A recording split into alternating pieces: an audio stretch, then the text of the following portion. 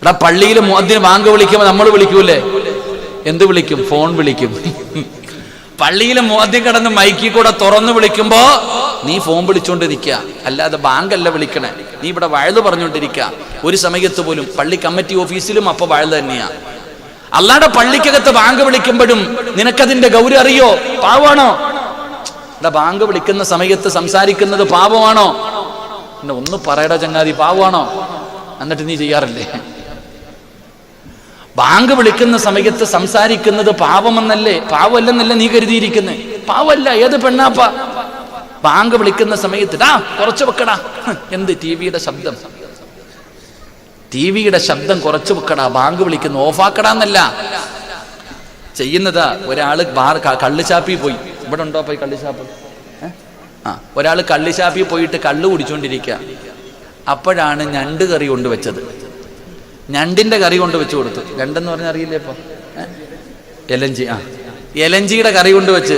അപ്പൊ കള്ളു കുടിച്ചോണ്ടിരിക്കുന്നവൻ പറയാ, ഇത് ഞങ്ങൾക്ക് കഴിക്കൽ കറാഹത്താണെന്ന്. എന്താ പറഞ്ഞേ?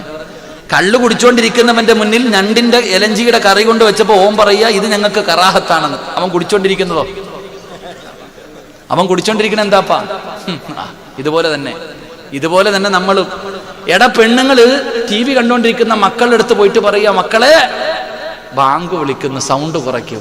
അത്രയെങ്കിലും ബോധം ഉണ്ടല്ലോ, അള്ളാഹു നിലനിർത്തി കൊടുക്കുമാറാകട്ടെ. ബോധം ഇല്ലാഞ്ഞിട്ടല്ല. ഈ പെണ്ണുങ്ങൾ തലമറയ്ക്കുന്ന 2 സമയങ്ങളുണ്ട്. എപ്പോഴാണെന്നറിയോ? പെണ്ണുങ്ങൾ തലമറയ്ക്കുന്ന 2 സമയം. ഒന്ന്, പള്ളിയിൽ നിന്ന് ബാങ്ക് വിളിക്കുമ്പോൾ. പള്ളിയിൽ നിന്ന് ബാങ്ക് വിളിക്കുന്ന സമയത്തും തലമറയ്ക്കും, ഉസ്താദിനെ കാണുമ്പോഴും മറയ്ക്കും. അള്ള കാണുമ്പോൾ തുറന്നിട്ടുണ്ട് നടക്കും. അള്ള കാക്കുമാറാകട്ടെ.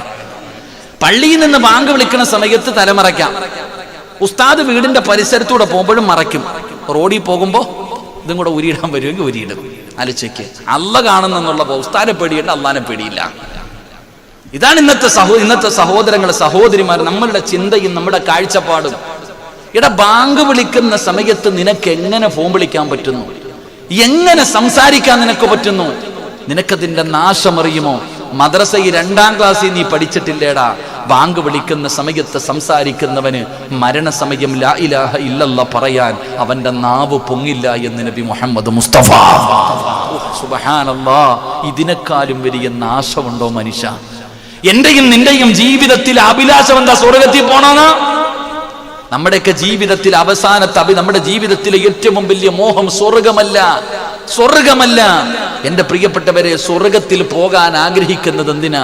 മഹാനായ സയ്യിദന ഉമർ ഇബ്നുൽ ഖത്താബ് റളിയല്ലാഹു തആല അൻഹു പറഞ്ഞു, സ്വർഗമേ, എനിക്ക് നിന്നെ വലിയ ഇഷ്ടമാ, നിന്നിലേക്ക് വരണമെന്ന് എനിക്ക് വല്ലാത്ത ആഗ്രഹമാ. കാരണം എന്തെന്നറിയോ? നിന്നെ സ്നേഹിച്ചത് കൊണ്ടല്ല. അതാ പറഞ്ഞത്, സ്വർഗത്തിൽ പോകുന്നത് എന്തിനാ? സ്വർഗത്തിൽ പോകാൻ കൊതിച്ചിട്ടല്ല. അള്ളാനെ കാണണമെങ്കിൽ സ്വർഗത്തിൽ പോണം, അത്രേ ഉള്ളൂ. അള്ളാനെ കാണണമെങ്കിൽ സ്വർഗത്തിൽ പോണം. അതുകൊണ്ടാണ് നിന്നെ ഞാൻ സ്നേഹിക്കുന്നത്. എന്റെ പ്രിയപ്പെട്ടവരെ, സ്വർഗത്തിൽ പോണെങ്കിൽ നീ തീരുന്ന സമയത്തിൽ ലാ ഇലാഹ ഇല്ലല്ലാഹ് പറയണ്ടേ? എന്റെ പൊന്നാര സഹോദര, എന്റെ പ്രിയപ്പെട്ട പെങ്ങളെ, ബാങ്ക് വിളിക്കുന്ന സമയത്ത് വഅദ് പറയുന്ന ഉമ്മയോട് സംസാരിക്കുന്ന ചെറുപ്പക്കാരാ,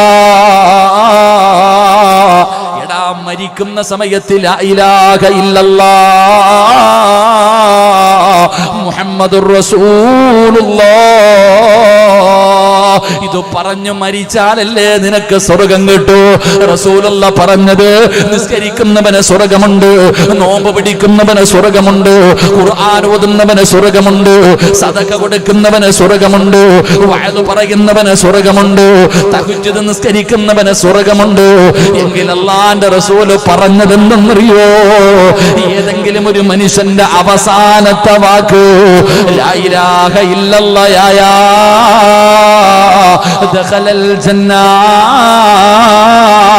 അവന് സ്വർഗത്തിൽ പ്രവേശിച്ചെന്ന് നബി മുഹമ്മദ് മുസ്തഫ. അവൻ സ്വർഗത്തിൽ കടന്നെന്നാടാ പറഞ്ഞത്, കടക്കുമെന്നല്ല പറഞ്ഞത്. അവന് കടന്നെന്നാ പറഞ്ഞത്. അതുകൊണ്ട് എന്റെ പ്രിയപ്പെട്ടവരോട് പറയുകയാണ്, ബാങ്ക് വിളിക്കുന്ന സമയത്ത് സംസാരിക്കുന്നവന് കഴിയൂല. ഏത് കൊലകൊമ്പം എന്ന് പറഞ്ഞാൽ, എത്ര വലിയ മഹാൻ വന്ന് നിന്റെ ചാരത്ത് നിന്നിട്ട് പറമോനെ ലാ ഇലാഹ ഇല്ലല്ലാഹ് എന്ന് പറഞ്ഞു തന്നാലും നിനക്ക് കഴിയൂല, നിനക്ക് പറയാൻ കഴിയില്ല. അതുകൊണ്ട് സഹോദരങ്ങളോട് പറയുന്നത് ചെറിയ പാപമല്ല, നിന്റെ ഈമാൻ നഷ്ടപ്പെട്ടു പോകുന്ന കാര്യമാ, അവസാനം മോശമാകുന്ന കാര്യമാ.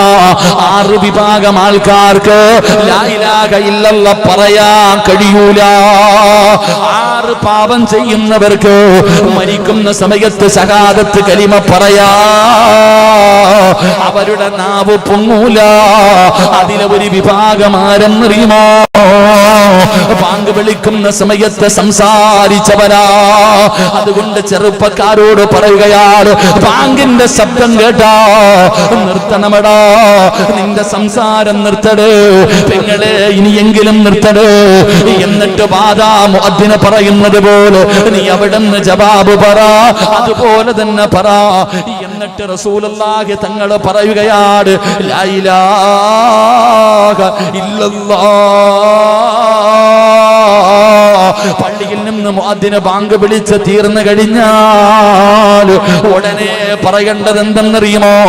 ലാ ഇലാഹ ഇല്ലല്ലാഹ് മുഹമ്മദുർ റസൂലുള്ളാഹി സ്വല്ലല്ലാഹു അലൈഹി വസല്ലം. അവിടുന്ന് റസൂലുള്ളാഹി തങ്ങൾ പറയുകയാണ്, ബാങ്ക് വിളിച്ച് തീർന്നു കഴിഞ്ഞാൽ ലാ ഇലാഹ ഇല്ലല്ലാഹ് എന്ന് പറഞ്ഞു കഴിഞ്ഞാൽ ലാ ഇലാഹ ഇല്ലല്ലാഹ് മുഹമ്മദുർ റസൂലുള്ളാഹി സ്വല്ലല്ലാഹു അലൈഹി വസല്ലം. اللهم رب هذه الدعوة التامة والصلاة القائمة آت محمد الوسيلة والفضيلة والدرجة الرفيعة وابعثه مقاما محمودا الذي وعدته وارزقنا شفاعة يوم القيامة. പള്ളിയിൽ ബാങ്ക് വിളിക്കുന്ന മുഅദ്ദിന് നാളെ പരലോകത്ത് തല ഉയർത്തിപ്പിടിക്കുമെന്ന് റസൂലുള്ളാഹി പറയുമ്പോ വിളിക്കാൻ കഴിയാത്ത ചെറുപ്പക്കാരാ, പള്ളിയിൽ ബാങ്ക് വിളിക്കാൻ ഭാഗ്യമില്ലാത്ത പിതാവേ, അതിനേക്കാളും പ്രതിഫലം തരാമെന്ന് അല്ലാഹുവിന്റെ റസൂൽ പറഞ്ഞില്ലേ? അതിനേക്കാളും പ്രതിഫലമല്ലേ പെങ്ങള് ബാങ്ക് വിളിക്കുന്ന സമയത്ത് സംസാരിക്കാതിരുന്നാൽ പടച്ചവനെ നിന്റെ മരണം നന്നാവുകയാണ്, ലാ ഇലാഹ ഇല്ലല്ലാഹ് പറയാൻ കഴിയുകയാണ്. ബാങ്ക് വിളിച്ച് തീർന്നു കഴിഞ്ഞാൽ നീ ബാങ്കിന്റെ ദുആ ചെയ്താ അല്ലാഹുവേ, നീ നാളെ പടച്ച റബ്ബിന്റെ പരലോകത്ത് കടന്നു ചെല്ലുമ്പോ അല്ലാഹുവിന്റെ റസൂൽ നിന്റെ കയ്യിൽ പിടിക്കുകയാണ്. ബാങ്ക് വിളിച്ചതിന് ശേഷം ദുആ ചെയ്തവന്റെ കയ്യിൽ പിടിച്ചിട്ട് അല്ലാഹുവിന്റെ റസൂൽ സ്വർഗ്ഗത്തിൽ കൊണ്ടുപോകുമെന്ന് ആദരവായ പ്രവാചകൻ നബി മുഹമ്മദ് മുസ്തഫ. ബാങ്ക് വിളിച്ചതിന് ശേഷം ദുആ ചെയ്തവര് നീ സ്വർഗ്ഗത്തിൽ എങ്ങനാ പോകുന്നതെന്നറിയുമോ? അല്ലാഹുവിന്റെ റസൂൽ പറയുകയാണ്, വജബത്ത് ലഹു ശഫാഅത്തി, അവന് ശഫാഅത്ത് നിർബന്ധമായി. റസൂലുള്ളാഹി കൊണ്ടുപോവുകയാ, റസൂലുള്ളാഹി കൊണ്ടുപോവുകയാ. എന്തേ ഇതിനേക്കാളും പ്രതിഫലം വേണ്ടത്? അതുകൊണ്ട് നിസാരമായി കാണരുത്. അബൂ ഹുറൈറ റളിയല്ലാഹു തആല പറയുകയാ, ചെറിയ പാപങ്ങൾ പൊറുക്കാനുള്ള ഒന്നാമത്തെ വഴി എന്തെന്നറിയുമോ? ബാങ്ക് വിളിക്കണേ. ബാങ്ക് വിളിക്കുന്ന സമയത്ത് മുഅദ്ദിന് പറയുന്നത് പോലെ നീയും പറയടേ, എങ്കിലും നിന്റെ പാപങ്ങൾ അല്ലാഹു പുറത്തു തരുമെന്ന് ആദരവായ പ്രവാചകൻ നബി മുഹമ്മദ് മുസ്തഫ.